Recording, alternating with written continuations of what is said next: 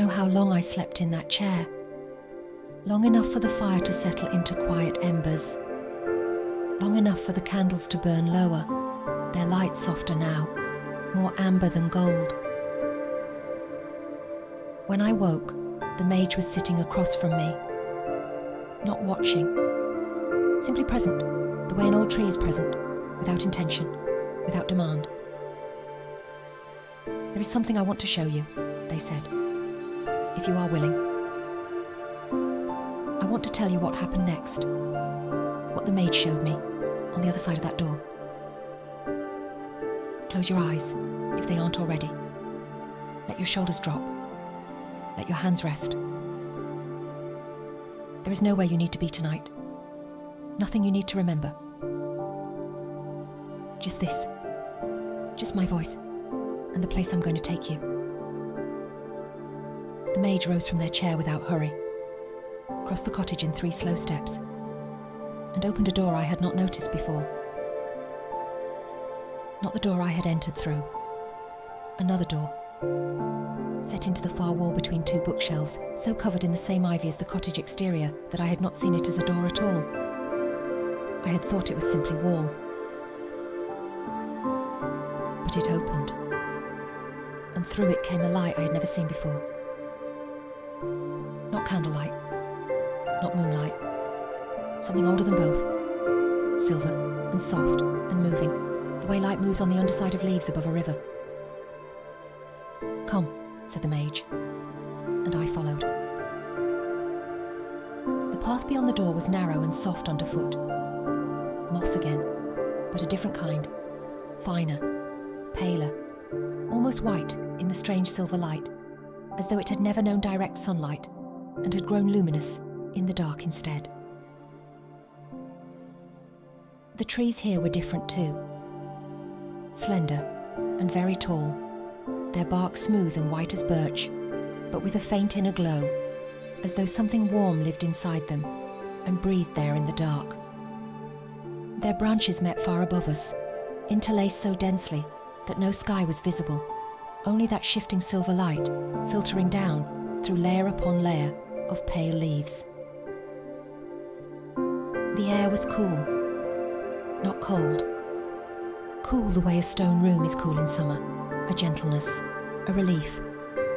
And it smelled of rain, though there was no rain, and of something else, something sweet and very faint, like the memory of a flower rather than a flower itself.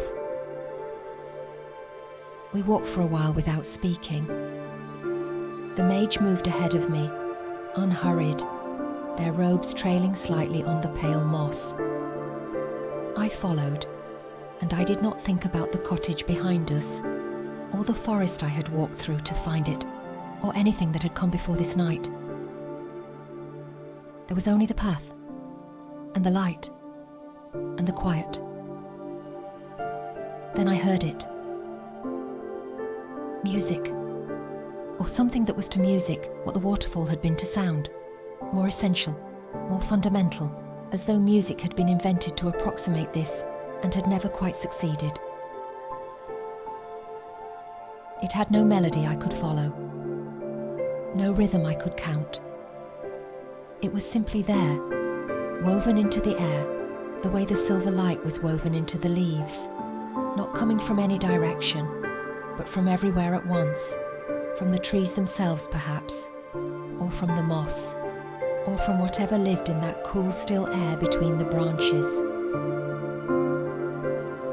I stopped walking. I could not help it.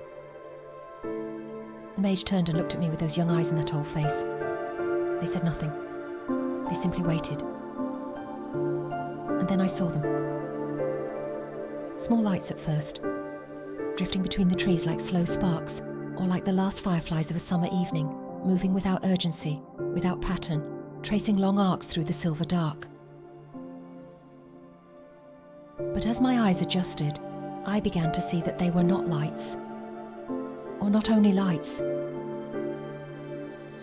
They were figures, small and luminous, no taller than my hand from wrist to fingertip, moving through the air with the unhurried ease of creatures who have never known the weight of the ground. Wings, if they were wings, caught the silver light and scattered it in tiny constellations across the pale moss below. Faces, if I could call them faces, turned toward us briefly, curious and calm, the way wild deer sometimes turn to look at you before deciding you are not worth moving for. I stood very still. I was afraid that if I moved, or spoke, or even breathed too loudly, they would be gone. But they were not afraid of us. That was what I understood slowly, standing there in the silver light, with the music moving through me, like slow water. They were not afraid, and they were not performing for us either. We were simply in their place, and they were simply in it too, and that was all. One drifted closer than the others, close enough that I could have reached out, though I did not. It hovered at the height of my shoulder, and the light it carried was warm, warmer than the silver everywhere else, almost gold. It regarded me for a long moment, and then it did something I did not expect. It reached out, a gesture so small I might have imagined it, and touched the back of my hand. The lightest touch, like the landing of a moth, like a single drop of warm rain. And then it was gone, drifting back into the silver dark among its kind. I looked at my hand. There was nothing there. No mark, no warmth remaining. But something had changed. Something I could not name, and cannot name now. A loosening, perhaps. The way a held breath releases. The way a door opens that you had forgotten was closed. The mage was beside me. I had not heard them move. They are old, the mage said quietly.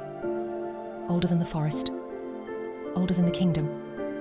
Older than most of the names we have given to things. They remember the world before it learned to be afraid. I did not know what to say to that, so I said nothing.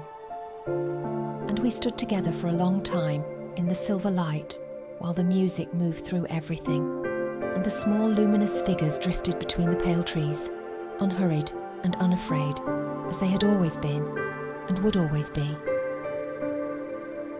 I don't remember walking back. I don't remember the door, or the cottage, or the chair.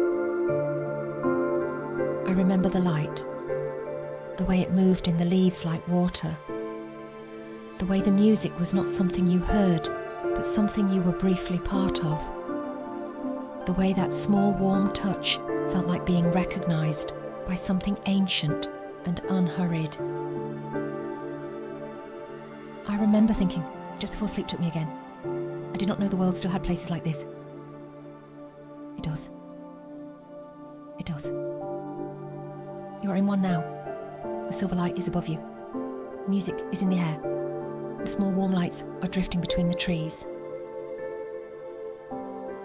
You are safe here. You have always been safe here. Rest. Rest. Rest.